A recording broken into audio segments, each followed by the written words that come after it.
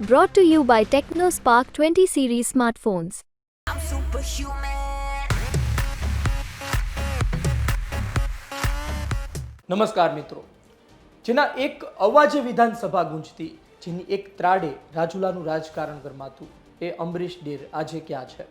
શું અમરીશ ડેરને હાસ્યામાં ધકેલવામાં આવી રહ્યા છે કે પછી અમરીશ ડેર પોતે જાણે છે શું કરવાનું છે ને ક્યારે કરવાનું છે? શું અમરીશ ડેર ઢેર તો થઈ ગયા, સમર્પિત તો થઈ ગયા, પરંતુ ભારતીય જનતા પાર્ટી આજે પણ વિચાર કરી રહી છે મોટું પદ આપવું કે નહીં? રાજુલા ગયું, જુનાગઢ ગયું, પરંતુ હવે શું અમરીશ ડેર ભારતીય જનતા પાર્ટીમાં જોડાયા છે, પરંતુ તેનું ભવિષ્ય ભારતીય જનતા પાર્ટીમાં છે કે નહીં? શું તેની માટે સંગઠનમાં જગ્યા કરવામાં આવશે, પ્રદેશ લેવલે કે પછી જિલ્લા સ્તરે? આ તમામ સવાલો છે. આ તમામ સવાલ ઉપર વાત. જુનાગઢ લોકસભામાં ડેરનું નામ કપાયું, રાજુલા જવાના હતા ત્યાં પણ નામ કપાયું, અને હવે શું તેના પર વાત. અમરીશ ડેર આહિર સમાજમાંથી આવતો એક એવો ચહેરો કે જે પોતાના ડેરિંગને લઈ જાણીતો છે. એક એવો ચહેરો કે જે વિધાનસભામાં લડાયક અંદાજમાં પોતાની રજૂઆત કરવા માટે જાણીતો છે. વિધાનસભામાં માઇક ફેંકવાના હોય કે પછી પોતાના વિસ્તારના કામો કઢાવવા માટે ઉગ્ર રજૂઆત કરવાની હોય, અમરીશ ડેર બોલતા રહ્યા છે.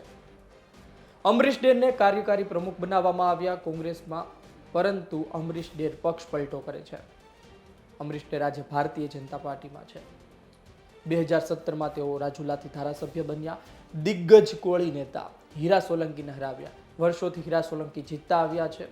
હીરા સોલંકીને હરાવ્યા અને ત્યારબાદ પણ 2022ની વિધાનસભા ચૂંટણીમાં ખૂબ જ કાટેકી ટક્કર જોવા મળી. ટફ ફાઇટ હતી.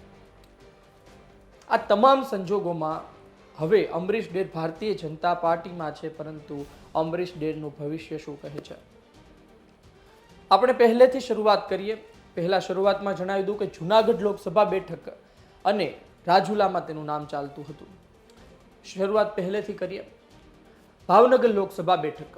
આ ભાવનગર લોકસભા બેઠકમાં કોળી ચહેરો ઉતરવાની વાત હતી. આજે નીમુબેન બાંભણિયા છે ભારતીય જનતા પાર્ટીના ઉમેદવાર, પરંતુ હીરા સોલંકીને ઉતારવાની વાત હતી.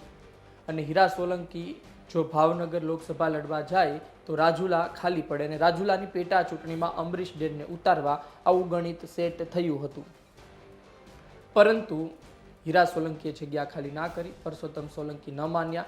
કોળી સમાજની બેઠક છે, કોળી સમાજને આપો, અમે લોકસભા લડવા તૈયાર છીએ, આહી વાત અટકી હતી.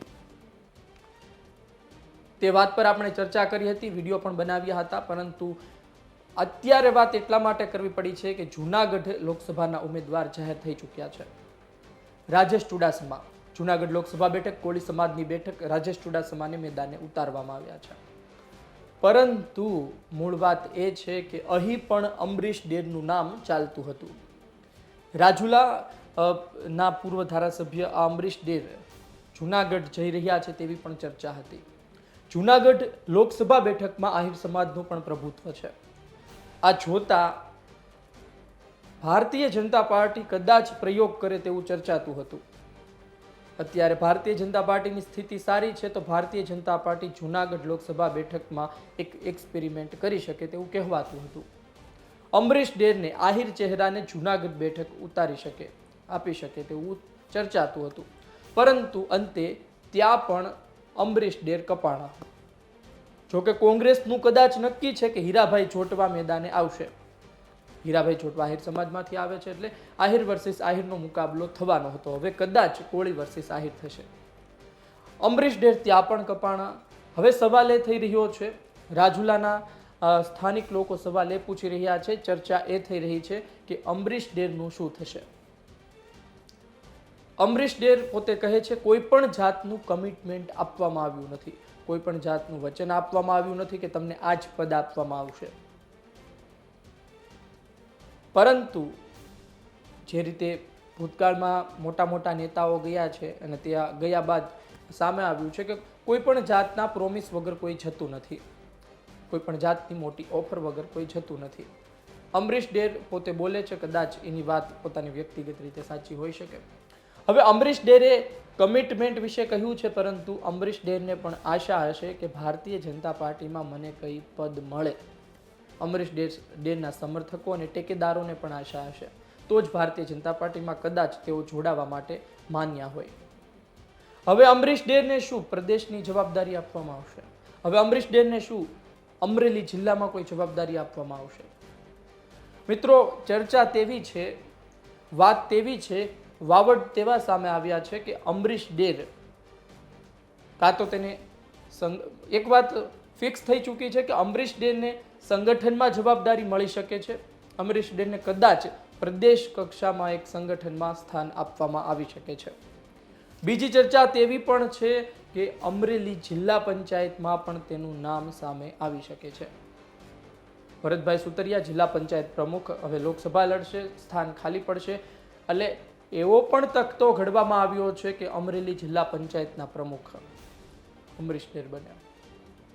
પરંતુ આ વાત અને સંગઠનમાં વાત પ્રદેશ કક્ષાએ આ બંને વાતની સરખામણી કરીએ તો અમરીશ ડેરને પ્રદેશમાં કોઈ સ્થાન આપવામાં આવે તેવી ચર્ચા છે.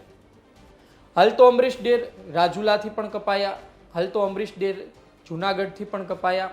હવે અમરીશ ડેર ક્યાં જશે, શું થશે એ આવનાર સમયમાં ખબર પડશે. અમરીશ ડેર જોડાણા છે તો કંઈ નક્કી કરીને જોડાણા હશે, એ વાત પણ મહત્વની છે.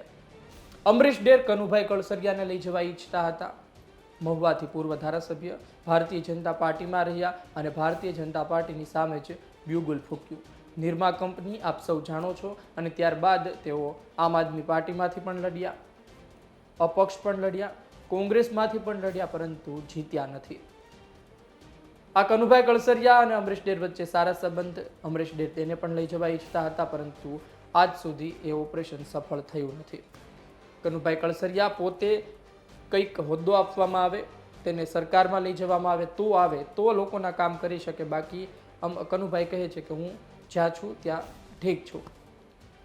અમરીશ ડેરને અર્જુનભાઈ મોઢવાડિયા લઈ ગયા તેવી પણ ચર્ચા છે. એટલે આ જે લિંક છે એવું કહેવાય રહ્યું છે કે ભારતીય જનતા પાર્ટીમાં પણ એક ગ્રુપ બની રહ્યું છે. એ ગ્રુપ છે અર્જુન મોઢવાડિયાનું ગ્રુપ, એ ગ્રુપ છે અમરીશ ડેરનું ગ્રુપ. ને એ ગ્રુપમાં ધીરે ધીરે લોકો હવે એડ થઈ રહ્યા છે. જે કોંગ્રેસમાંથી આવી રહ્યા છે તેનું ભારતીય જનતા પાર્ટીમાં એક અલગ ગ્રુપ બની રહ્યું છે. એ તમામ ચર્ચા છે. પરંતુ આ ગ્રુપ બનશે તો આ ગ્રુપના એક મુખ્ય વ્યક્તિને અથવા તો તેના સેનાપતિને મોટું સ્થાન આપવામાં આવશે, એટલે કે ડેરને મોટું સ્થાન આપવામાં આવશે. આવનારો સમય બતાવશે કે ડેર સાથે શું થાય છે.